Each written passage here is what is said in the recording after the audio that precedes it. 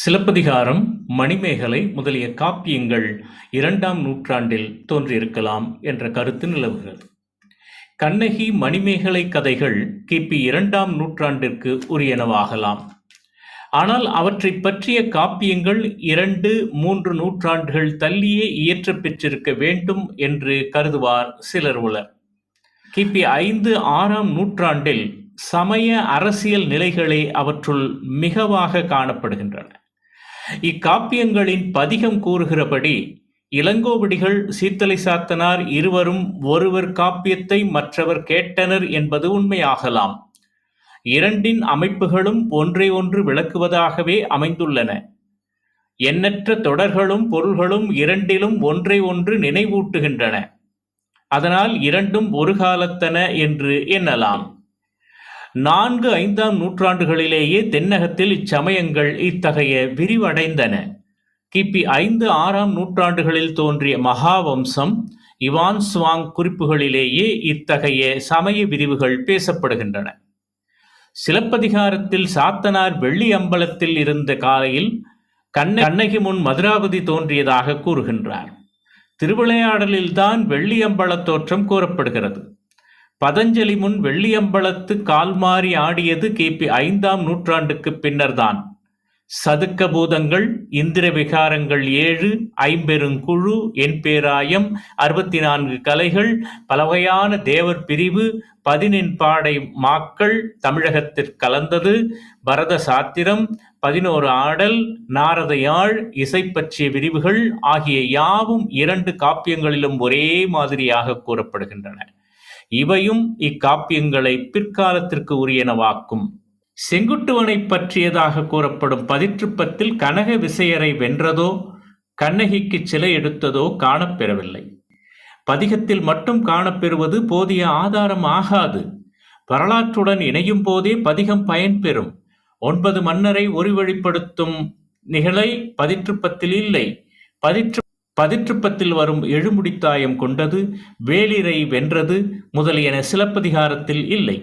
செங்குட்டுவன் காலத்தில் பாண்டியனை புறநானூற்றில் தெளிவாக குறிக்க முடியும். சிலப்பதிகாரத்தில் பாண்டியன் பெயரே குறிக்கப் பெறவில்லை. கீழ்கணக்குகளுள் வரும் தூங்கையில் எரிந்த துடித்தோள் செம்பியன், மனுநீதி சோழன், பொற்கை பாண்டியன் முதலோர் கதைகள் இக்காப்பியங்களுள் வருகின்றன. கடைச்சங்க பாடல்களுள் அவை அமையவில்லை. ஆனால் சிலப்பதிகார காப்பிய கடைசியில் தன் வரலாற்றினை செங்குட்டுவனுடன் இணைத்துக் கொள்கிறார். வஞ்சிக்காண்டத்திலும் மணிமேகலை சாத்தனாரை தண்டமிழ் ஆசான் சாத்தன் என குறித்து பாராட்டுகிறார். இவற்றை இலக்கிய கால வழு என்று சொல்லலாம். 5, 6ஆம் நூற்றாண்டுகளில் வேறொரு செங்குட்டுவனோ கயவாகுவோ இருந்தனரா எனவும் நாம் ஆராய வேண்டிய நிலையில் இருக்கின்றோம். இருவரும் 30 காதைகளில் தம் காப்பியங்களை இயற்றியிருப்பது பதிகத்தினால் தெரிகிறது. எனவே 29வது தவத்திறம் பூண்டு தர்மம் கேட்ட காதையை பிற்சேர்க்கை என்று நாம் கூற இயலாது. அக்காதையில் கூறப்பெறும் தர்க்கவாத குறிப்புகள் திக்நாகரின் நூலை பின்பற்றியன என்பது உறுதியாகின்றது. திக்நாகர் கிபி 4ஆம் நூற்றாண்டுக்கு பிற்பட்டவர். அவரை அடுத்து தர்மபாலர் தோன்றினார்.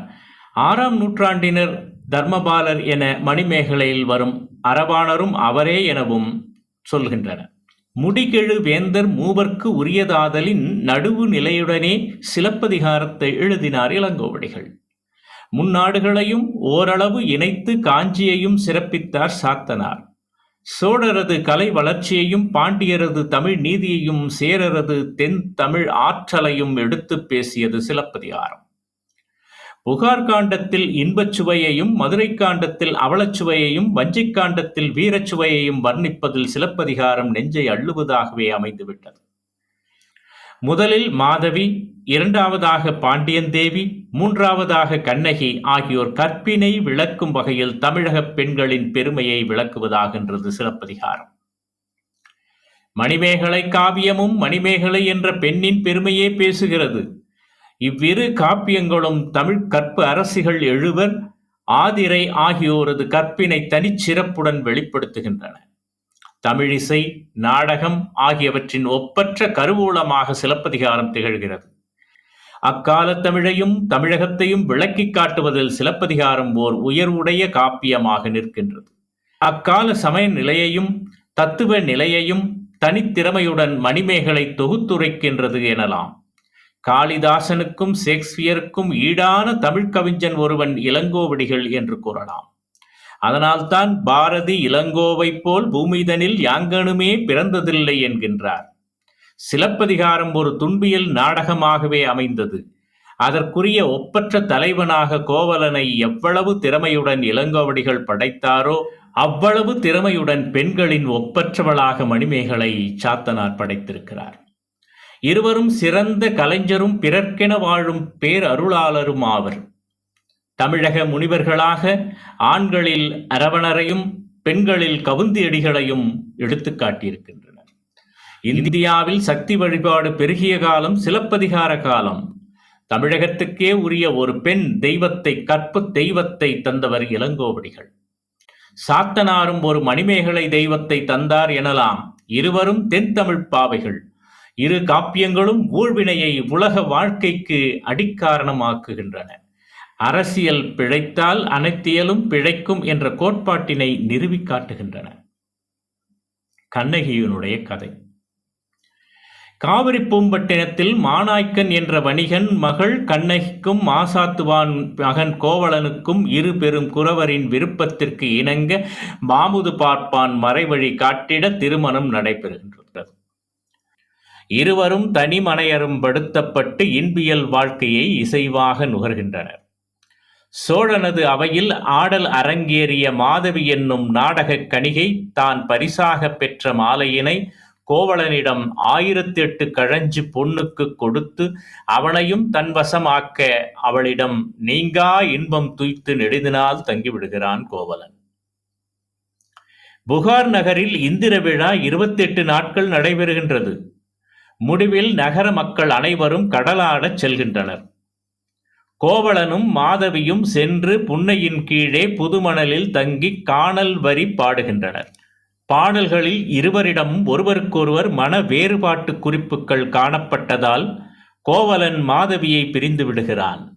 மாதவி விடுத்த தூதினையும் கோவலன் மறுத்து அனுப்பிவிட்டு தீக்கனா கண்ட பாங்கியுடன் இருந்த கண்ணகியிடம் சென்று குளந்தருவால் பொருள் குன்றம் தொலைத்து வருமொழி ஆளரொடும் வம்பப் பரத்தரொடும் காலம் கழித்தமையை இறங்கி கண்ணகி தந்த காச்சிலம்பை மதுரையில் விற்று பொருள் தேடுவதற்காக அவளையும் உடன் கூட்டிச் சென்று மதுரைக்கு புறப்படுகிறான். கவுந்தியடிகளின் துணையோடு அரிய வழிகளையெல்லாம் கடந்து ஐயை கோட்டம் ஒன்றில் தங்கி அவ்விடத்தே மாதவியின் முடங்கல் ஒன்றை பெற்று அவள் குற்றமற்றவள் என்பதனை உணர்ந்து பின் மதுரை அடைந்து மாதரி வீட்டில் அடைக்கலம் புகுந்தனன். கண்ணகியால் அடிசிலாக்கி உபசரிக்கப் பெற்ற கோவலன் அவள் சிலம்பொன்றை பெற்றுக்கொண்டு பல தீக்குறிகளையும் கருதாது கடைவீதியில் சென்ற காலை பணியாளர் 100 வந்த பொற்கொல்லனை காண்கின்றான். அவன் அரச மாதேவிக்கு ஆகும் பொற்சிலம்பு ஒன்று என்று கூறி கோவலனை ஓரிடத்தில் நிறுத்திவிட்டு தன் அரசியின் சிலம்பை திருடியதற்கு மாற்றாக இதனை காட்டிவிடலாம் என்று கருதி அரசனிடம் சிலம்பை கன்றிய கல்வன் கைப்பட்டான் என்று கூற கொன்ற சிலம்பினை கொணர்க என பாண்டியனும் பணிக்கவும் ஏவலாளர் பலர் கோவலன் குற்றமற்றவன் என மறுத்த போதும் அவர்களை தன் சொல் ஆற்றலால் மயக்க அவருள் ஒருவன் வாளால் கோவலன் வெட்டுண்டு வீழ்ந்தான். தீக்குறி கண்ட இடைச்சேரியில் குரவை கூத்து நிகழ்கின்றது. கோவலன் கொலையை கேட்ட கண்ணகி பலவாறாக புலம்பி கதிரவனால் அவள் கல்வன் அல்லன் என கேள்விப்படுகிறாள். மாணிக்கம் உடையதென நிறுவுகின்றாள். தன் சிலம்பு முத்துடையது என்ற பாண்டியன் யானே கல்வன் என வீழ்ந்து இறக்கின்றான். பாண்டிமாதேவியும் உடன் வீழ்ந்து இறக்கிறாள். பின் கண்ணகி வஞ்சினங்கூறி தன் முளையொன்றால் மதுரை நகரையே தீக்கு இரையாக்குகிறாள். மதுராபதி தெய்வம் கண்ணகி கோவலன் ஆகியோரின் முற்பிறப்பினை உணர்த்துகின்றது. பின் கண்ணகி வைகைக்கரை வழியே வஞ்சி நாடு சென்று ஒரு வேங்கை மர நிழலில் இருந்து வானவருடன் வந்த விமானத்தில் கோவலனுடன் தானும் விண்ணுலகம் அடைந்தாள். இதனைக் கண்ட குன்றவர் குரவையாடி அச்செய்தியை மலைவலங் காண வந்திருந்த செங்குட்டுவனிடம் கூறினர்.